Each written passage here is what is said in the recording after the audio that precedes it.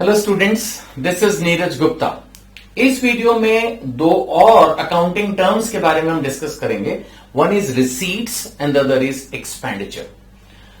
Receipt आपको पहले से ही पता है। रिसीट्स जब कोई चीज हम रिसीव कर रहे हैं तो रिसीट्स, कोई भी बिजनेस है रिसीविंग्स तो होंगी, नहीं तो फिर बिजनेस कैसे चलेगा।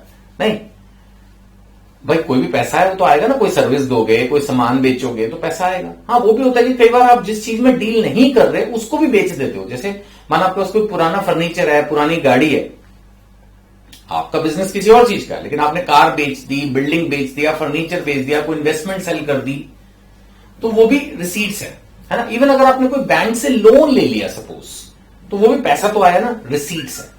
तो रिसीट्स को हम दो कैटेगरीज में क्लासिफाई करके स्टडी करते हैं। One is a revenue receipt and the other is a capital receipt. Revenue अपने आप में एक कंसेप्ट है, आपकी बुक में ये एक्सपेंडिचर के बाद रेवेन्यू का कंसेप्ट दिया हुआ है। तो रेवेन्यू क्या होता है? बिजनेस जिस चीज में डील कर रहा है उससे जो पैसा उसको रिसीव हो रहा है, उससे कनेक्टेड, यानी कि जो रेकरिंग अमाउंट उसको रिसीव हो रहा है वो रेवेन्यू है। और कोई भी आदमी रेडीमेड गारमेंट्स सेल कर रहा है तो वो उसका पैसा है। जूता बेच रहा है, रेस्टोरेंट खाना खिला रहा है ना, होटल्स में लोग आके ठहर रहे हैं, मैं कोचिंग दे रहा हूं तो मेरे पास जो फीस आ रही है, चार्टर्ड अकाउंटेंट डॉक्टर्स को जो फीसें मिल रही है, ये सब क्या है? रेवेन्यू रिसीट्स है। तो यही मैंने लिखा है, it is the amount received और receivable in the normal course of business. Normal course of business का मतलब रूटीन जो हमारा बिजनेस है उसमें जो पैसा मिलता है वो रेवेन्यू रिसीट है। जैसे sale of goods, rendering of services, कभी कभी छोटी मोटी कोई इनकम एक्स्ट्रा भी आ जाती है। जैसे बैंक में पैसा जमा है, एफडी कर रखी है, फिक्स डिपॉजिट, उस पर इंटरेस्ट आ गया, उसको भी रेवेन्यू रिसीट्स में काउंट कर लेते हैं, क्योंकि वो भी एक रेकरिंग नेचर का अमाउंट है। रेकरिंग समझते हैं आप? रेकरिंग लगातार होता रहता है जो, दैट्स रेकरिंग। जो कभी कभी होता है नॉन रेवेन्यू नेचर, उसको कैपिटल रिसीट बोलते हैं। अब जैसे सेल ऑफ बिल्डिंग है, रिसीट तो उसमें भी है, लेकिन रोज तो आप अपनी बिल्डिंग नहीं बेच देते ना। So in that situation, non-revenue receipts, non-recurring, जैसे sale of building, sale of furniture, loan, रोज तो आप लोन भी नहीं लेते, so that is covered by capital receipts, right? Now जब आप बोलोगे सर इससे फर्क क्या पड़ता है? फर्क पड़ता है लॉन्ग रन में, जब आप सीखोगे अकाउंटिंग तब समझोगे कि mainly we are concerned about revenue receipts. Ultimately जो रियल रिसीट्स हैं वो रेवेन्यू रिसीट्स है। सो रेवेन्यू और कैपिटल रिसीट्स का डिफरेंस हमें समझना होगा। अब जैसे माना फॉर एग्जांपल पूरे साल में मेरा खर्चा हुआ 5 लाख और रेवेन्यू रिसीट हुई 3 लाख, तो क्या हुआ? मैं दोबारा बोलूं, मेरा खर्चा हुआ पूरे साल 5 लाख और रेवेन्यू रिसीट सेल से जो पैसा आया वो 3 लाख, तो 2 लाख का लॉस हुआ ना। अगर मैं ये डिफरेंस ना करूं और मान लेते मैंने एक बिल्डिंग बेच दी 10 लाख में पुरानी, तो वो तो फिर 10 और 3 13, फिर तो लगेगा अरे यार इस साल तो हमने बहुत प्रॉफिट कमा लिया, जबकि प्रॉफिट का कमाया सर, आप तो लॉस में हो। वो तो एक पुरानी बिल्डिंग पड़ी हुई थी आपके पास, आपके नाम की, बिजनेस के नाम की, वो आपने बेची इस साल, बट बिजनेस तो लॉस में है। इसलिए difference between revenue receipt and capital receipt important है।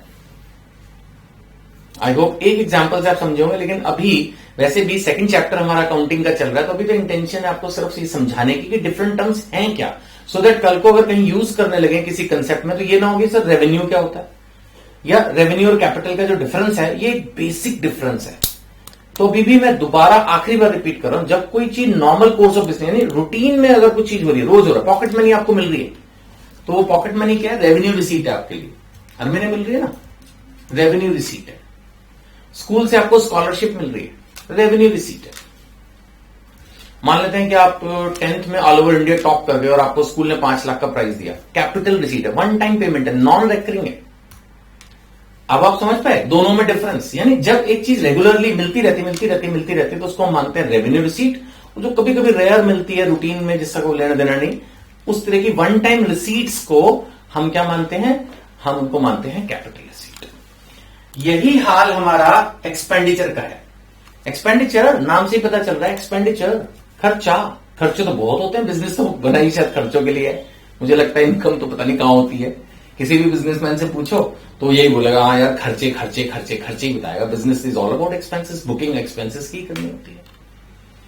नहीं, अब एक्सपेंडिचर भी दो है, जो रोज खर्च होता रहता है दैट इज रेवेन्यू एक्सपेंडिचर, जो कभी कभी खर्चा होता है जो फिर लॉन्ग टर्म तक बेनिफिट देगा वो कैपिटल एक्सपेंडिचर। अब बिल्डिंग खरीदेंगे कैपिटल एक्सपेंडिचर, स्टाफ को सैलरी देंगे रेवेन्यू एक्सपेंडिचर, बिजली का मीटर लगवाएंगे कैपिटल एक्सपेंडिचर, अगर उसमें कोई खर्चा हो रहा है तो हर महीने बिजली का बिल देंगे रेवेन्यू एक्सपेंडिचर, ठीक है ना। अब इसी तरह से होता है, जैसे आपने कंप्यूटर खरीदा कैपिटल एक्सपेंडिचर, कंप्यूटर को आपने रिपेयर करवाया, छोटा मोटा उसमें कुछ एएमसी वगैरह दे रहे हैं रेवेन्यू एक्सपेंडिचर। कहने का मतलब है कि जब वन टाइम मेजर एक्सपेंडिचर होता है जिससे हमारी कंपनी की कोई एसेट क्रिएट होती है, कंपनी की कोई लॉन्ग रन में अर्निंग कैपेसिटी इंप्रूव होती है ना, या उसमें कोई मेजर रिपेयर है। अब जैसे हमारा बिल्डिंग है, बिल्डिंग में व्हाइट वॉश अगर हम करा दें छोटी मोटी, सो वो तो रेवेन्यू एक्सपेंडिचर में हो गया।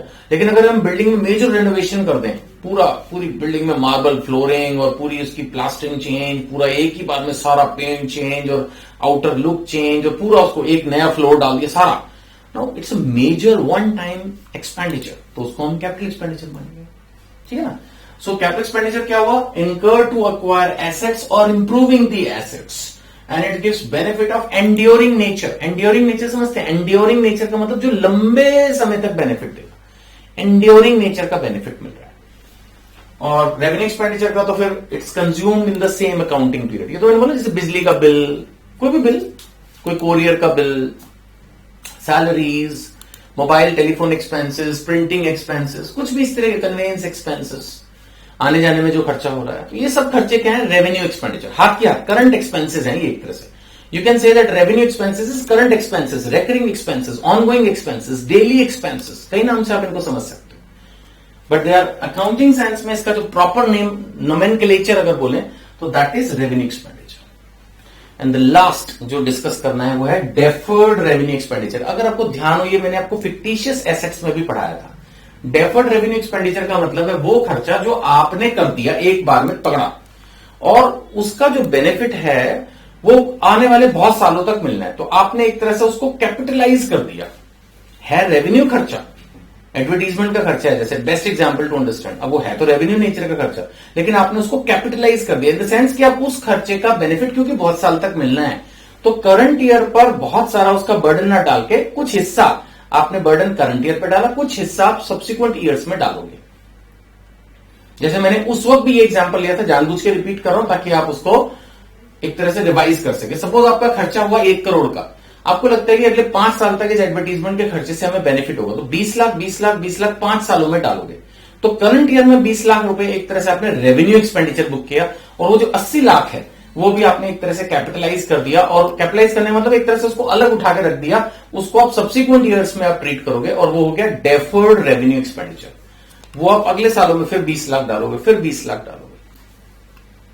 बहुत ज्यादा शायद लास्ट वाला कंसेप्ट ना भी समझ में आया तो भी कोई बात नहीं, मैंने उस वक्त भी बोला था, आज भी बोलूंगा, पेशेंस रखो, धीरे धीरे ये सब एक तरह से ना जैसे ये राज है, अकाउंटिंग के राज हैं, एक एक करके खुलते जा रहे हैं, एक एक करके नई चीजें आप सीख रहे हो, नई टर्मिनोलॉजीज आप सीख रहे हो।